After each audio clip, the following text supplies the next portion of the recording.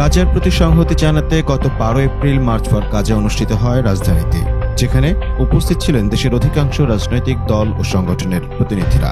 মূল অনুষ্ঠান শুরুর আগে ইসলামিক ফাউন্ডেশনের কনফারেন্স কক্ষে সংক্ষিপ্ত বৈঠক হয়, যেখানে উপস্থিত ছিলেন ইসলামী ছাত্র শিবিরের কেন্দ্রীয় সভাপতি জাহিদুল ইসলাম। বৈঠক চলাকালীন সময় দেখা যায় তিনি চেয়ার ছেড়ে পেছনে দাঁড়িয়েছিলেন। ছবিটি সামাজিক যোগাযোগ মাধ্যমে ছড়িয়ে পড়লে প্রশংসায় ভাসেন জাহিদুল ইসলাম।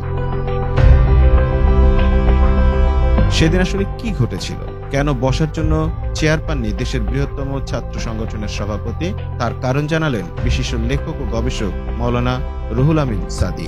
মঙ্গলবার নিজের ফেসবুক পেজে দেওয়া এক পোস্টে সাইমুম সাদি বলেন, ছাত্র শিবিরের সভাপতি জাহিদুল ইসলামের পেছনে দাঁড়িয়ে থাকার এই ছবিটি নিয়ে অনেকেই জানতে চেয়েছেন। মূলত ওই দিন দুপুরে মার্চ ফর গাজার দাওয়াতি মেহমান যারা, তাদেরকে ইসলামিক ফাউন্ডেশনের কনফারেন্স কক্ষে জমায়েত হওয়ার জন্য অনুরোধ করা হয়েছিল, সেখানে জাহিদ অতিথি হিসেবে এসেছিলেন।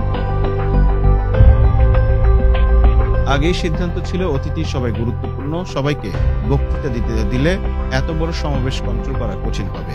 তাই সবাই মঞ্চে দাঁড়াবেন, সকলের বক্তব্য প্রস্তাবনায় তুলে ধরা হবে একসাথে।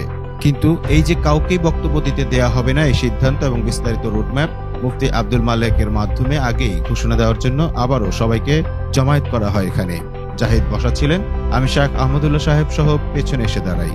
জাহিদ নিজের সিট থেকে উঠে অনেকটা জোর করেই সেখানে বসিয়ে দেন আমাকে।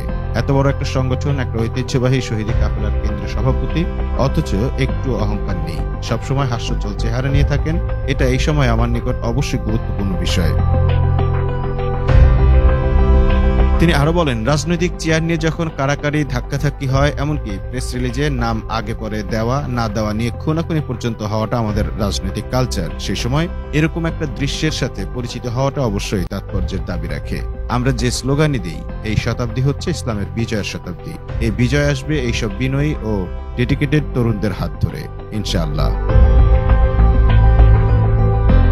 Mamun Mahfuz, time news desk.